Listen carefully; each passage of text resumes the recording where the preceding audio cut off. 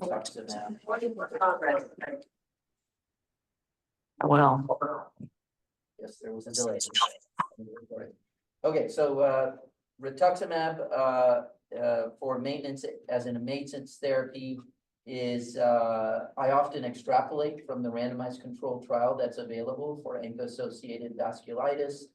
That randomized controlled trial used 500 milligrams given over 2 weeks times 2 doses. And then subsequent to that, every 6 months, a single dose of 500 milligrams. So when I'm in the maintenance phase of even membranous nephropathy, and I've chosen rituximab as my immunosuppressant, then I'm extrapolating this RCT data in the space of ANCA-associated vasculitis to other GMs. Okay. And that would allow you to use less of this relatively expensive drug. Okay, moving on, mycophenolate as a maintenance agent is proven to be inferior to azathioprine. That may be of some surprise to you because you're used to thinking of mycophenolate as a more potent induction or a more potent immunosuppressant in transplant as well as lupus. In a small, modestly sized randomized controlled trial, azathioprine was proven to be more efficacious in reducing relapse rates in ANCA-associated vasculitis. So again, that may be of surprise to you. It is one study, so I can't make the claim that this was reproduced multiple times and clearly a treatment difference between the two agents. Now, one can think about less often used maintenance agents in the space of nephrology, and that is methotrexate. However, methotrexate is challenging to dose when you have renal insufficiency. There's a greater toxicity with methotrexate, both hepatotoxicity as well as mucositis are more common when you're dosing it in the setting of chronic kidney disease. Now, you can dose reduce it according to the reduction in GFR. That being said, it's still somewhat challenging because we nephrologists often don't dose methotrexate very often. So, but if you do choose to use it, it has been proven as a efficacious maintenance agent in ANCA-associated vasculitis. Okay, similar to the rheumatology dosing where you're giving it on a weekly basis, once a week with folic acid. Now, to manage relapse, we generally would essentially reinduce with some of the aforementioned induction protocols. Now, if there's only a mild relapse, you might consider a trial of increase in corticosteroids as well as an increase in maintenance therapy. But really, when you have a severe relapse, especially when you're off of maintenance therapy, we're often just reinitiating patients on the induction regimens that we previously outlined. All right, let's segue. If there's no questions about ANCA-associated vasculitis, we can segue now into the small vessel vasculitis with immune deposits. Okay, again, to contrast this with ANCA-associated vasculitis in which IF and EM are negative, here in these cases of small vessel vasculitis, you're going to find that IF is positive and EM may be positive in these forms of renal small vessel vasculitis. Okay, we've gone over this. Anti-GBM disease would be a scenario in which I would have linear staining by immunofluorescence. I would not have EM deposits present on GBMs. We've talked about that previously.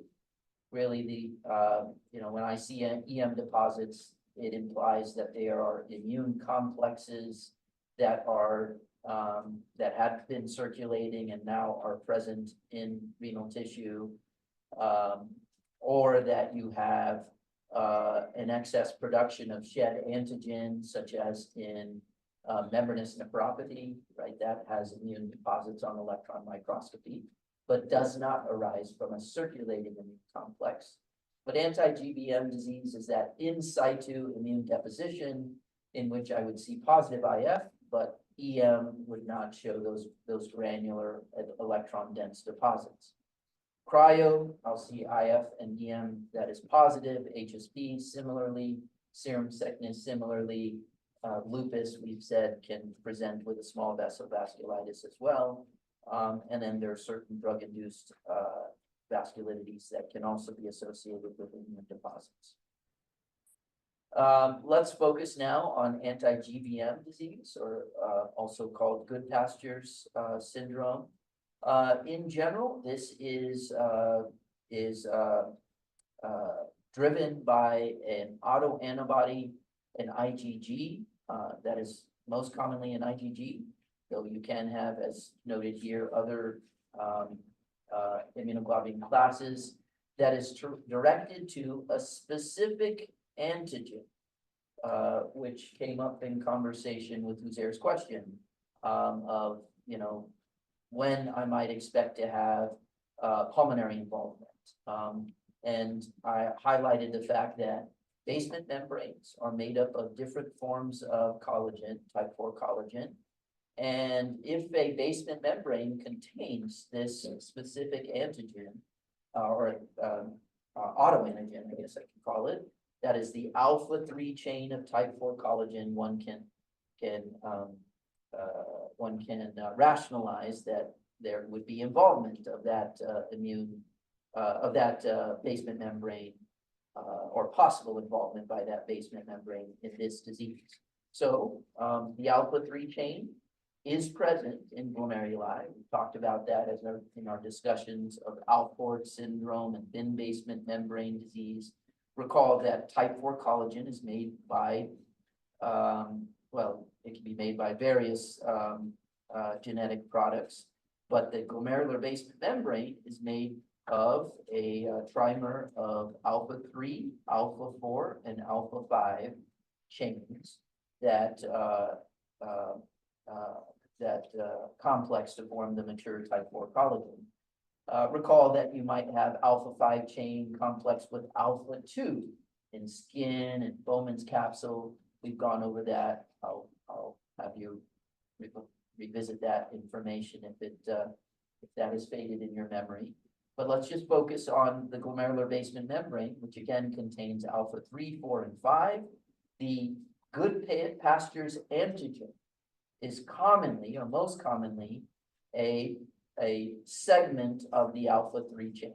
And that alpha-3 chain is present in the glomerulus as well as in the alveoli, explaining the possible presentation of pulmonary and renal syndrome, okay? So sometimes patients might have a preceding respiratory infection or glomerular injury, as we discussed in our double positive ANCA-associated vasculitis. That starts with ANCA-associated vasculitis, glomerular disruption occurs and then exposes the good pastures antigen, and then I have an autoantibody produced to that good pastures antigen as a secondary event. The same is described in the pulmonary bed, where you can have a respiratory infection or even smoking, which is associated with an increased risk of having pulmonary hemorrhage with anti-GBM disease. So again, there seems to be sort of the classic two-hit story in expressing disease in this condition that you would recognize from other pathogenic processes, okay? There is perhaps some susceptibility, as has been described in multiple other autoimmune conditions where there's an association with certain HLA identities. Interestingly, the disease has less expression in Blacks. And then we've talked about in our previous discussion about Alport syndrome, how you can have post-transplant anti-GBM disease.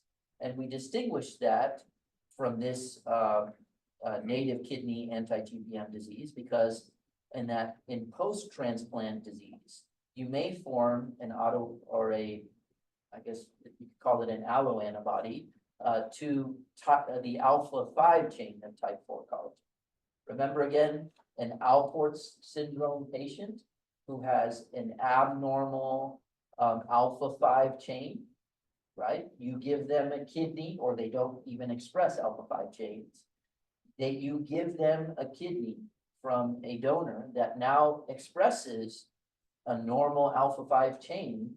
Now that recipient can produce an antibody to the alpha-5 chain, resulting in this classic post-transplant anti-GBM disease.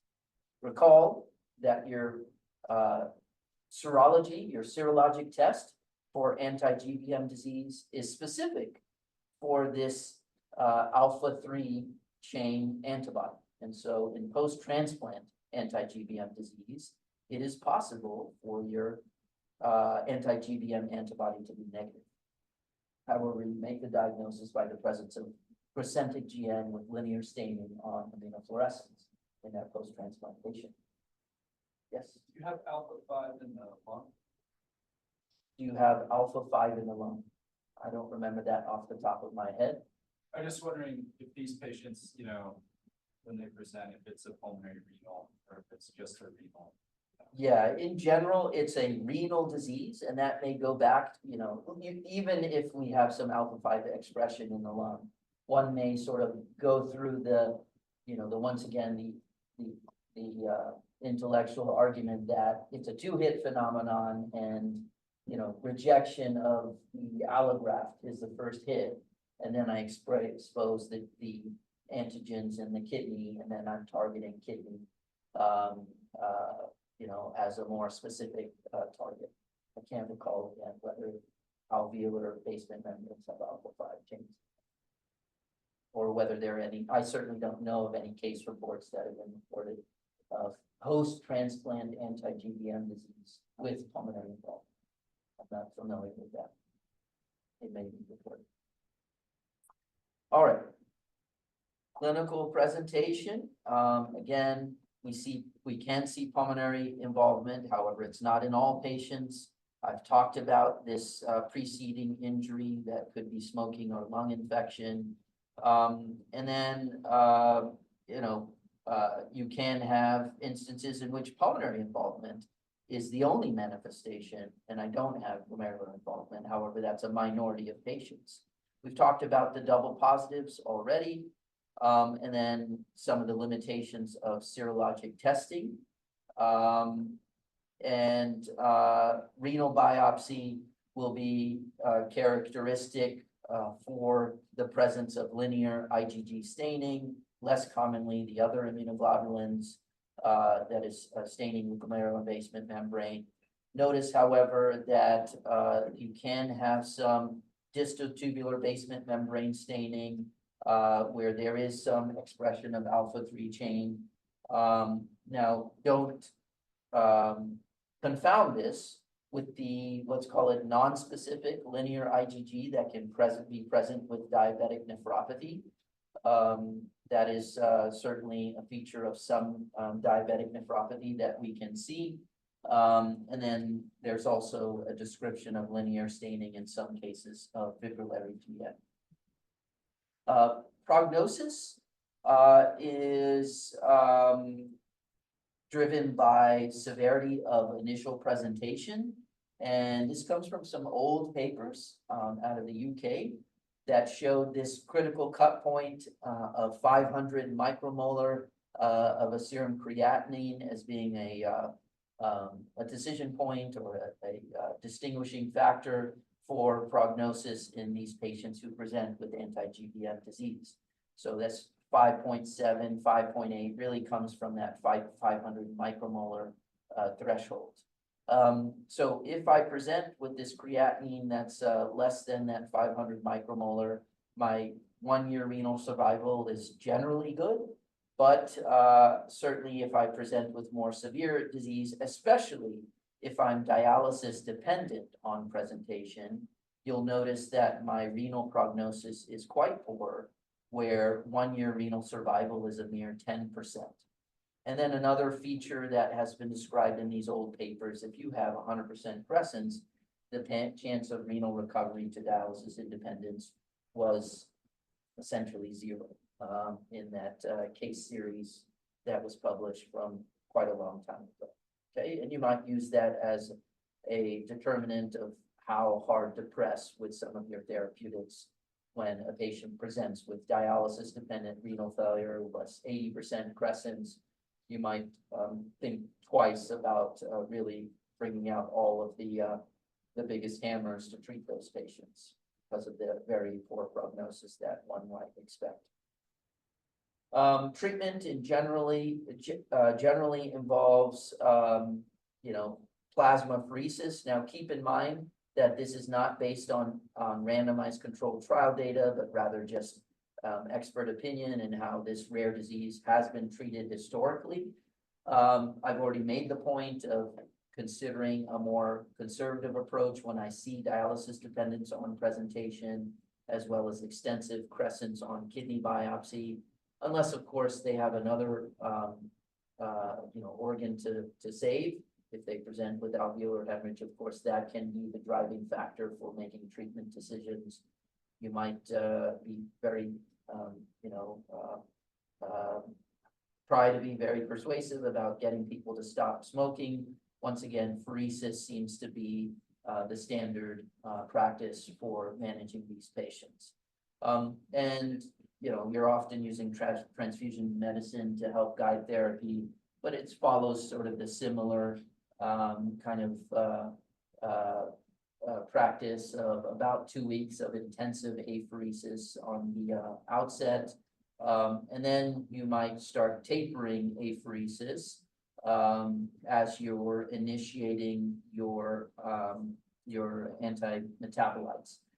So typically people are going to be using cyclophosphamide. I have not seen any published reports on using rituximab as a treatment for anti-GBM disease, but oral cyclophosphamide is historically what has been chosen as a treatment for this condition. We typically are using high-dose solumedrol up front as well, and then with steroids that are tapered over that familiar 6-month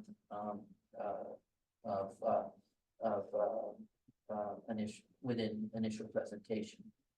You can follow anti-GBMs and as one biomarker of response, and then you can, interestingly, I guess I haven't put it here, is that the relapse rates are pretty rare in anti-GBM disease. And even if you chose not to treat a patient who ultimately becomes, has end-stage kidney disease, and you check anti-GBMs down the road, they often become negative spontaneously. We don't typically see anti-GBM disease as a recurrence in transplant. So there seems to be some natural, let's say, a tolerance to this autoimmunity that occurs with time. And that's an interesting fact, which I guess I haven't listed here, but might be worth making a note in your So I guess I kind of say it here. So there is, again, often a resolution at the on the production of the autoantibody after several months. All right. Questions before we move on to our next GN? The Yeah. treatment, the cyclophosphamide PO, is it dosing also 1.5 to 2? Around 2 to 2.5 would be the typical dose. Now, 1.5 milligrams per kilogram is the reasonable dose reduction when somebody has renal insufficiency. So remember that there is a renal adjustment in dose with cyclophosphamide, but the standard dose of cyclophosphamide would be around 2 milligrams per kilogram for someone with normal renal function. And you can translate that over for the azathioprine as well. So standard dosing for azathioprine is also typically around 2 milligrams per kilogram.